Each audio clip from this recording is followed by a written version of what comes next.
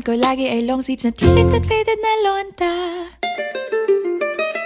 Pero noong makilala kita, nagbagong bigla ang aking timpla. Natutuwa ko na magpariban at mag-ahit ng kilay at least once a month. Hindi ko alam kung anong meron ka na sa akin ay nagpalambot ng bigla. Sinong mag-aakalang lalaki pala ang bibiyag sa tulad kong tigreng gala.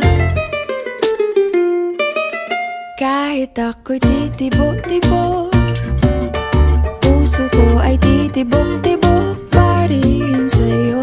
Isang halik mo lamang at ako ay tinatablan, at ang aking pagkababae ay nabubuhayan na para bang bulaklak na namumukadkad.